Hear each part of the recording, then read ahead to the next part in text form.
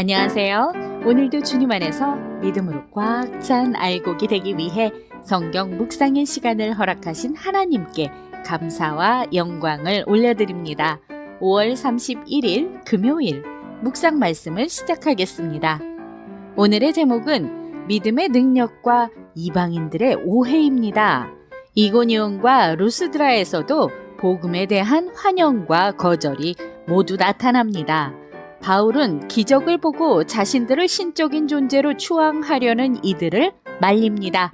오늘 본문 사도행전 14장 1절에서 18절까지의 말씀을 함께 듣겠습니다.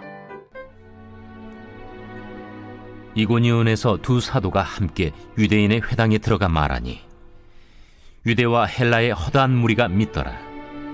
그러나 순종하지 아니하는 유대인들이 이방인들의 마음을 선동하여 형제들에게 악감을 품게 하거늘 두 사도가 오래 있어 주를 힘입어 담대히 말하니 주께서 그들의 손으로 표적과 기사를 행하게 하여 주사 자기 은혜의 말씀을 증언하시니 그 시내의 무리가 나뉘어 유대인을 따르는 자도 있고 두 사도를 따르는 자도 있는지라. 이방인과 유대인과 그 관리들이 두 사도를 모욕하며 돌로 치려고 달려드니 그들이 알고 도망하여 루가오냐의 두 성 루스드라와 더베와 그 근방으로 가서 거기서 복음을 전하니라. 루스드라에 발을 쓰지 못하는 한 사람이 앉아 있는데 나면서 걷지 못하게 되어 걸어본 적이 없는 자라. 바울이 말하는 것을 듣거늘 바울이 주목하여 구원받을 만한 믿음이 그에게 있는 것을 보고 큰 소리로 내 발로 바로 일어서라. 그 사람이 일어나 걷는지라. 무리가 바울이 한 일을 보고 루가오니아 방언으로 소리질러 이르되 신들이 사람의 형상으로 우리 가운데 내려오셨다. 바나바는 제우스라 하고 바울은 그 중에 말하는 자이므로 헤르메스라 하더라. 시외 제우스 신당의 제사장이 소와 화환들을 가지고 대문 앞에 와서 무리와 함께 제사하고자 하니 두 사도 바나바와 바울이 듣고 옷을 찢고 무리 가운데 뛰어들어가서 소리질러 여러분이여, 어찌하여 이러한 일을 하느냐? 우리도 여러분과 같은 성경을 가진 사람이라. 여러분에게 복음을 전하는 것은 이런 헛된 일을 버리고 천지와 바다와 그 가운데 만물을 지으시고 살아계신 하나님께로 돌아오게 함이라. 하나님이 지나간 세대에는 모든 민족으로 자기들의 길들을 가게 방임하셨으나 그러나 자기를 증언하지 아니하신 것이 아니니 곧 여러분에게 하늘로부터 비를 내리시며 결실기를 주시는 선한 일을 하사 음식과 기쁨으로 여러분의 마음에 만족하게 하셨느니라. 이렇게 말하여 겨우 무리를 말려 자기들에게 제사를 못하게 하니라. 오늘 우리에게 주시는 교훈은 무엇일까요?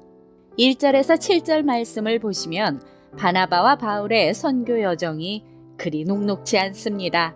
비시디아 지방의 안디옥에서 쫓겨난 그들은 이고니온에 도착했습니다. 이곳은 농업과 상업의 중심지였습니다. 그들은 여느 때와 같이 회당에 들어가 복음을 전했습니다. 이고니온에서도 복음을 믿는 사람과 거부하는 사람으로 나뉘었고 유대인들의 방해도 여전했지만 꽤 오랫동안 성읍에 머물면서 담대하게 복음을 전했습니다.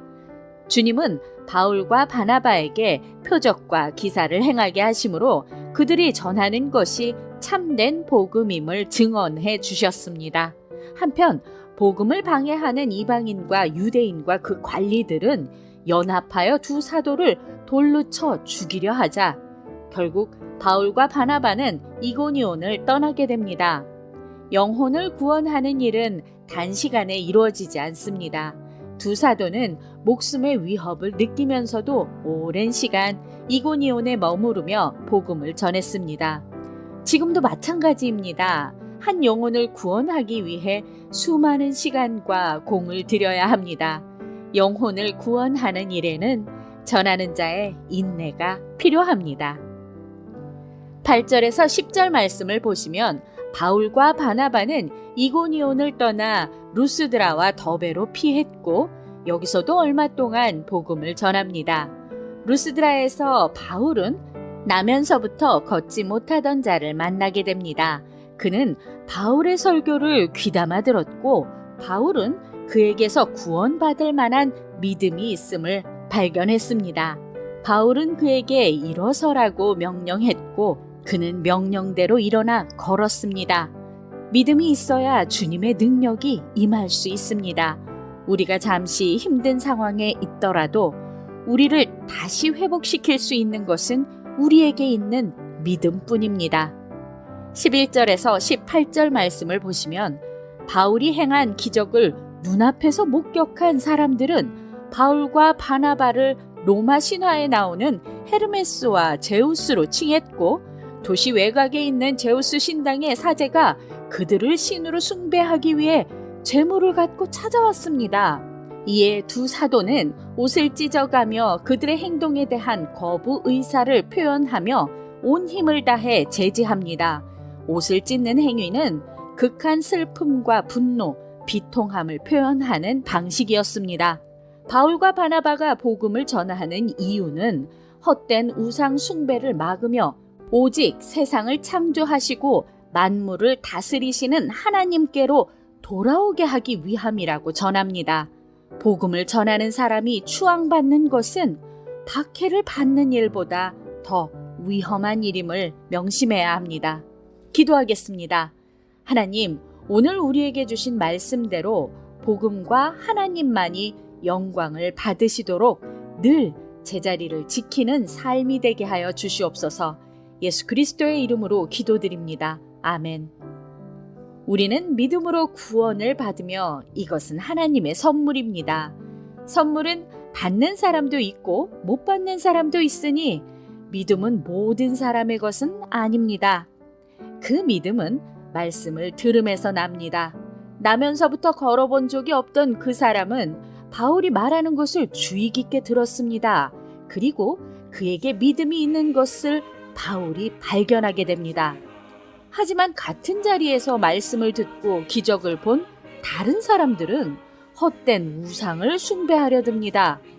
들어도 깨닫지 못하는 자가 되지 말고 들을 귀 있는 자가 되어 하나님이 주신 믿음의 분량대로 지혜롭게 생각하며 오늘도 광야 같은 세상에서 승리합시다. 저는 내일 다시 찾아뵙겠습니다.